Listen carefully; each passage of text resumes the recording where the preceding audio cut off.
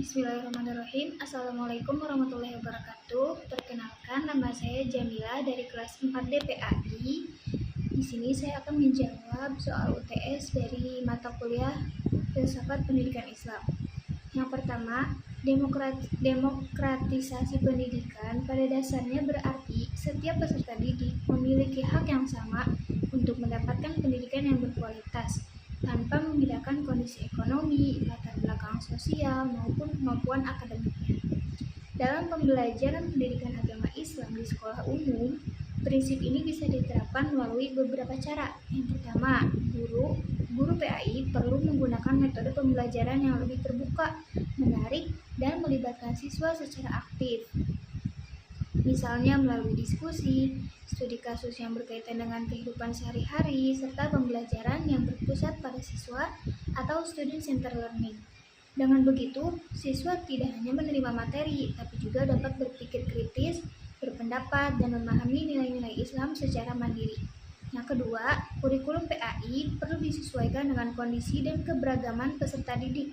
Jadi, setiap siswa memiliki tingkat pemahaman agama dan latar belakang yang berbeda-beda, sehingga materi pembelajaran yang disampaikan ini sebaiknya tidak hanya berfokus pada teori atau ajaran normatif, tetapi juga dikaitkan dengan kehidupan nyata agar lebih relevan dan bermakna. Yang ketiga, demokratisasi pendidikan juga berarti adanya kerjasama dan komunikasi yang baik antara guru, siswa, dan orang tua. Jadi semua pihak ini perlu diberi ruang untuk berdialog dan berpartisipasi dalam membangun nilai-nilai yang ingin ditanamkan kepada peserta didik sesuai dengan prinsip musyawarah dalam Islam. Namun, beberapa penerapan prinsip tersebut di era digital juga menghadapi berbagai tantangan. Salah satunya yaitu kesenjangan akses teknologi. Tidak semua siswa memiliki perangkat dan akses internet yang memadai. Jadi, jika hal ini tidak diperhatikan, penggunaan teknologi dalam pembelajaran justru dapat memperlebar kesenjangan yang ada. Selain itu, banyaknya informasi keagamaan di internet yang belum tentu benar dan dapat mengarah pada pemahaman yang ekstrim menjadi tantangan tersendiri. Oleh karena itu, guru PAI tidak hanya berperan sebagai penyampai materi, tetapi juga sebagai pembimbing literasi digital yang membantu siswa untuk memilih dan memahami sumber informasi Islam yang terpercaya, benar, dan moderat. Tantangan lainnya juga yaitu menjaga pembentukan karakter dan nilai spiritual siswa. Jadi meskipun teknologi ini sangat membantu proses pembelajaran, penanaman nilai-nilai agama juga tetap dibutuhkan untuk interaksi secara langsung dan hubungan yang hangat antara guru dan peserta. Nah, hal-hal tersebut ini tidak dapat sepenuhnya digantikan oleh teknologi digital. Yang kedua, Ibnu Khaldun dalam pemikirannya menjelaskan bahwa proses pendidikan sebaiknya dilakukan secara bertahap, yaitu dimulai dari hal-hal yang sederhana dan mudah dipahami, kemudian berkembang ke materi yang lebih sulit dan kompleks. Jadi, menurut Ibnu Khaldun ini, pembelajaran juga harus menyesuaikan dengan kesiapan berpikir peserta didik, serta menanamkan adab atau akhlak sebagai dasar utama. Selain itu, ilmu yang benar-benar melekat pada diri seseorang tidak hanya diperoleh dari menghafal, tapi juga dari pengalaman langsung dan pembiasaan yang dilakukan secara terus-menerus.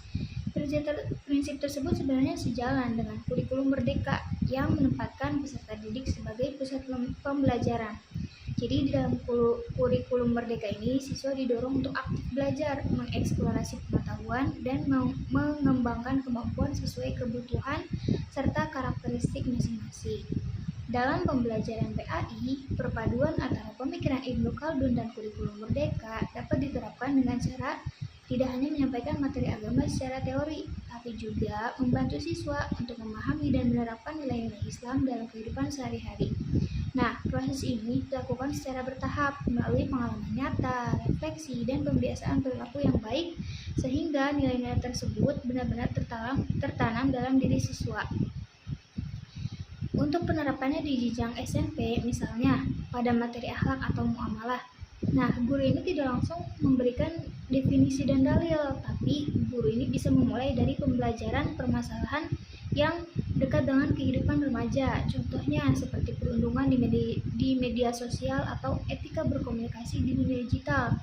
Setelah itu, barulah siswa diajak berdiskusi, mencari informasi dari berbagai sumber, dan melakukan refleksi untuk menemukan nilai-nilai Islam yang berkaitan dengan masalah tersebut.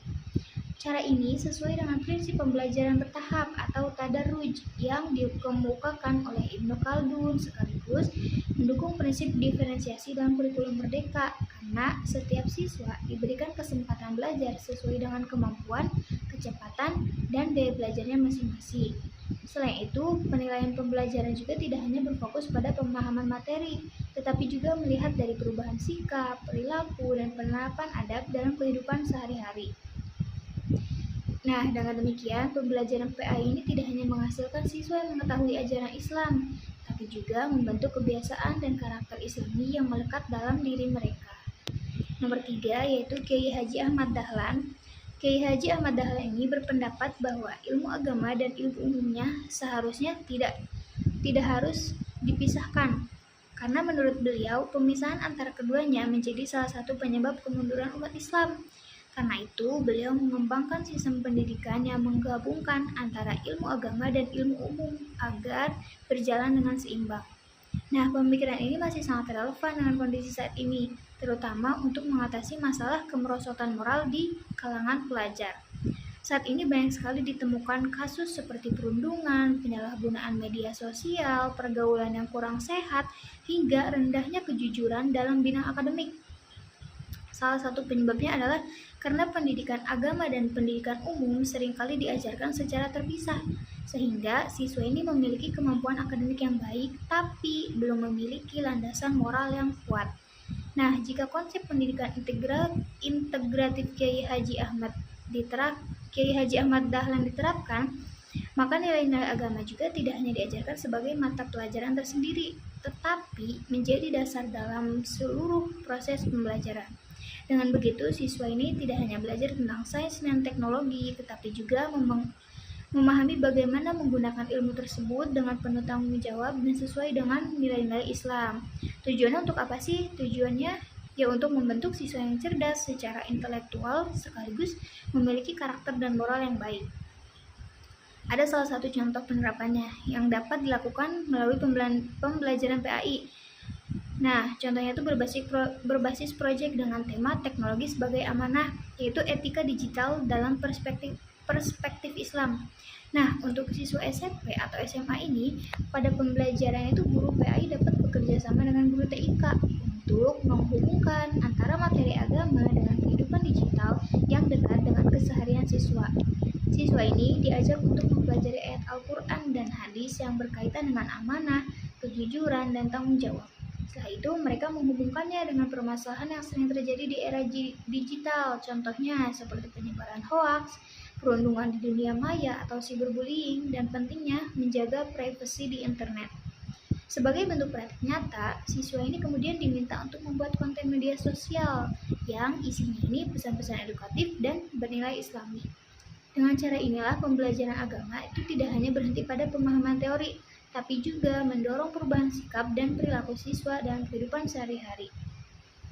Pembelajaran seperti ini mencerminkan semangat Kiai Haji Ahmad Dahlan yang menggabungkan antara ilmu agama dan ilmu pengetahuan, wahyu dan akal, serta teori dan praktik.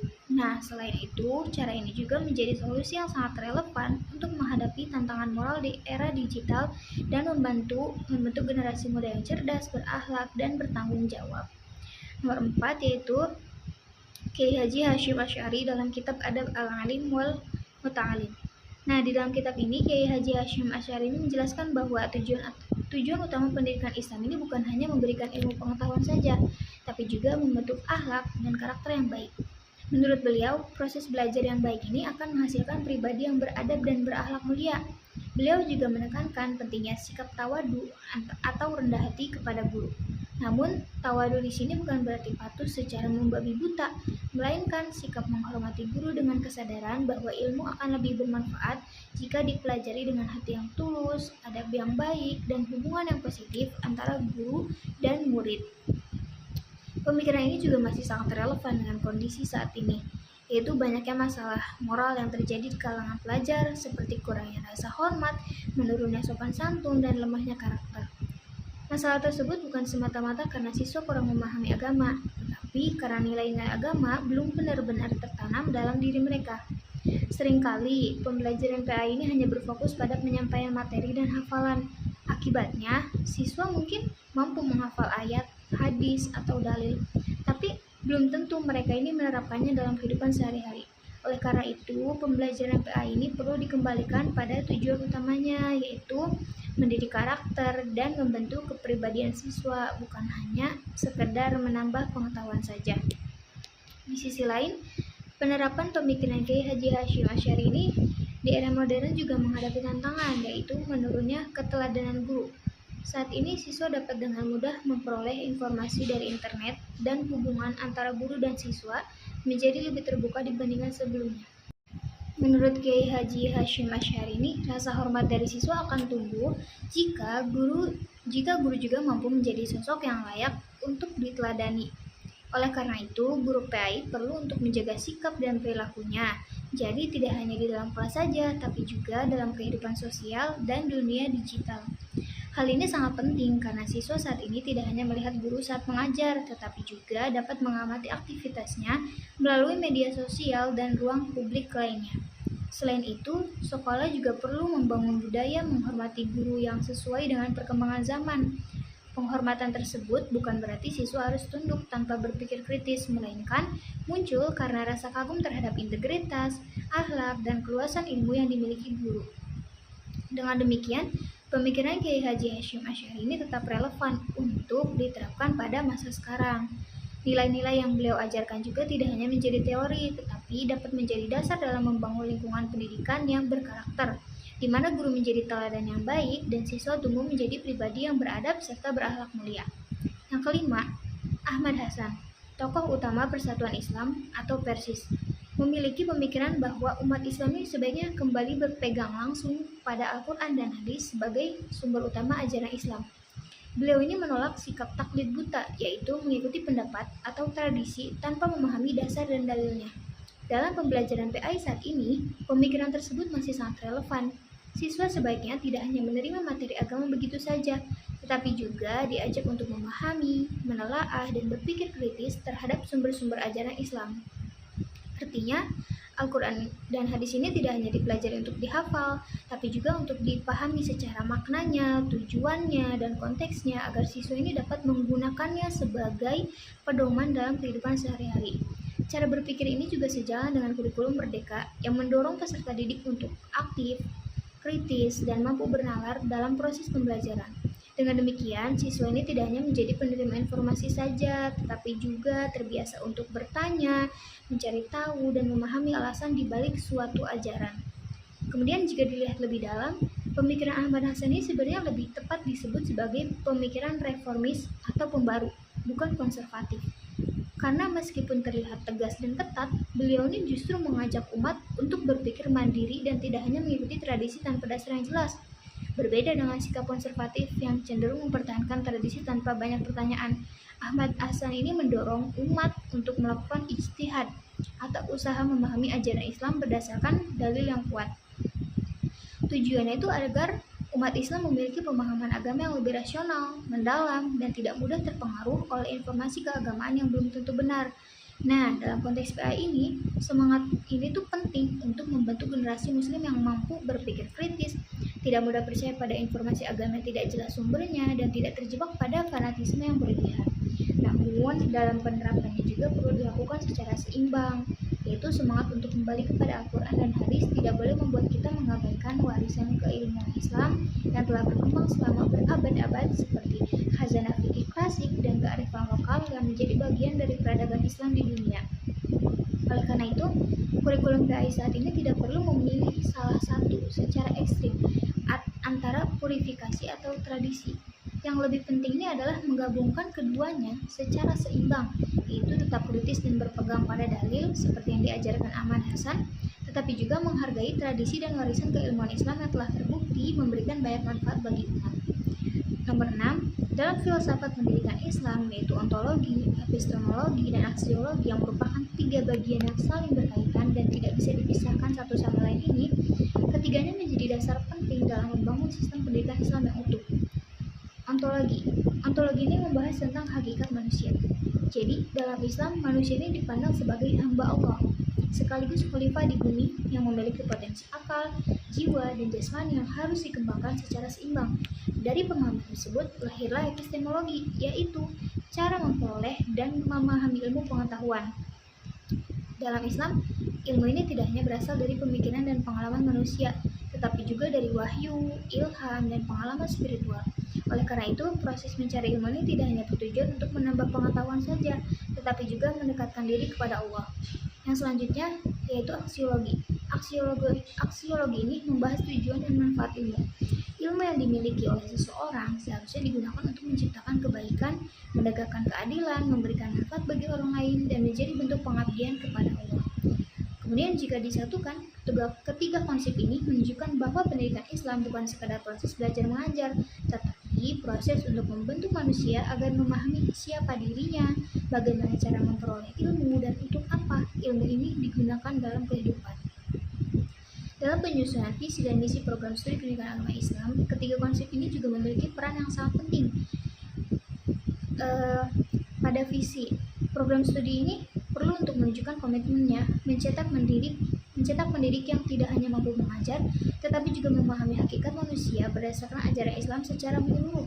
Kemudian, untuk misinya ini, misi program studi dapat diwujudkan dengan menyusun kurikulum yang menggabungkan ilmu-ilmu Islam klasik dan modern, mengembangkan kemampuan berpikir kritis, serta menyeimbangkan penggunaan akal dan wahyu dalam proses pembelajaran.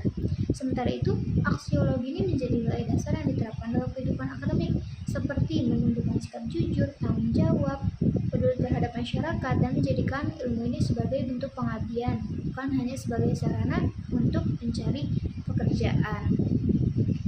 7. Syekh Muhammad Naqib Al-Atas. Syekh Muhammad Naqib Al-Atas ini berpendapat bahwa istilah dari tarbiyah dan taklim yang sering digunakan dalam pendidikan Islam ini sebenarnya belum sepenuhnya untuk menggambarkan makna pendidikan yang sesungguhnya. Menurut beliau, istilah yang lebih tepat adalah takdib. Jadi takdib ini bukan hanya mengajarkan sopan santun atau tata krama saja, tetapi merupakan proses membimbing manusia agar memahami dan menempatkan dirinya pada posisi yang benar dalam kehidupan. Melalui takdib juga, seseorang diharapkan untuk mengenal Allah, memahami dirinya sendiri, dan memahami hubungannya dengan alam semesta secara seimbang dan proporsional. Pemikiran ini memiliki kesamaan dengan tujuan pendidikan nasional di Indonesia, yaitu membentuk peserta didik yang beriman, berakhlak mulia, cakap, dan bertanggung jawab. Namun, ada perbedaan juga yang cukup mendasar, yaitu pendidikan nasional ini lebih berfokus pada pembentukan warga negara yang produktif dan mampu berkontribusi bagi bangsa. Sedangkan konsep takdib al-atos ini lebih berpusat pada hubungan manusia dengan Allah sebagai tujuan utama pendidikan. Nah, meskipun demikian, keduanya ini tidak saling bertentangan. Justru konsep takdib ini dapat melengkapi dan memperkaya tujuan pendidikan nasional, terutama dalam pembelajaran PAI yang memang berfokus pada pembentukan iman dan akhlak peserta didik. Dalam praktiknya, konsep takdib ini dapat diterapkan dalam penyusunan RPP PAI dengan mengubah fokus pembelajaran. Jadi, guru ini tidak hanya menargetkan siswa untuk menguasai materi pembelajaran, tapi membentuk karakter dan adab mereka. Nah, pada tujuan pembelajaran juga, guru tidak hanya menuliskan kemampuan yang harus dikuasai oleh siswa, tetapi juga tujuan yang berkaitan dengan pembentukan sikap dan kesadaran diri sebagai hamba Allah yang berilmu dan berakhlak baik. Yang nomor 8, Ismail Raji Al-Faruqi. Ismail Raji Al-Faruqi ini berpendapat bahwa salah satu penyebab krisis yang dialami umat Islam saat ini adalah adanya pemisahan antara ilmu agama dan ilmu umum dalam sistem pendidikan. Akibatnya, banyak sekali orang yang memiliki pengetahuan modern yang baik tetapi kurang mampu menghubungkannya dengan nilai-nilai Islam dalam kehidupan sehari-hari. Menurut Al-Faruqi, semua bidang ilmu seperti sosiologi, ekonomi, psikologi, dan ilmu lainnya seharusnya tidak dipelajari secara terpisah dari ajaran Islam. Ilmu-ilmu tersebut perlu dipahami dan dikembangkan dengan menjadikan tauhid sebagai dasar utamanya. Tujuannya bukan untuk menolak ilmu pengetahuan modern, tetapi untuk memastikan bahwa ilmu tersebut tetap memiliki nilai moral, etika, dan tanggung jawab spiritual. Nah, pemikiran ini sangat relevan untuk diterapkan di sekolah.